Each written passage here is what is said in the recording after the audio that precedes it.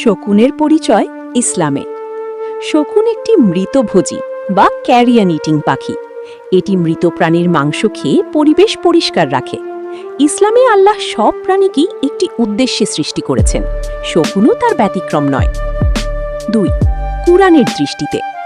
কুরআন শরীফে শকুনের নাম সরাসরি উল্লেখ নেই, তবে এমন অনেক আয়াতে বলা হয়েছে যে পৃথিবীর সব প্রাণী আল্লাহর সৃষ্টি এবং তারা নিজ নিজ ভূমিকা পালন করে।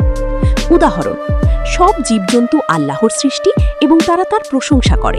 সূরা নূর 24-41। 3. হালাল হারাম প্রসঙ্গ। ইসলামে শকুন খাওয়া হারাম বলে গণ্য করা হয়, কারণ এটি মৃত প্রাণী খায়, নাপাক খাদ্য। এটি শিকারী ও নখওয়ালা পাখির অন্তর্ভুক্ত। হাদিস শরীফে উল্লেখ আছে, নখওয়ালা হিংস্র পাখি খাওয়া নিষিদ্ধ। 4. পরিবেশে শকুনের গুরুত্ব। ইসলাম পরিবেশ রক্ষার উপর গুরুত্ব দেয়।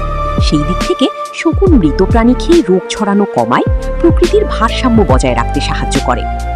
5. শিক্ষা বা দৃষ্টান্ত। ইসলামে শকুনকে কোনো বিশেষ প্রতীক হিসেবে ব্যবহার না করা হলেও এটি থেকে শিক্ষা নেওয়া যায়। প্রতিটি সৃষ্টিরই একটি কাজ আছে। আল্লাহর সৃষ্টি কোনো কিছুই অপ্রয়োজনীয় নয়।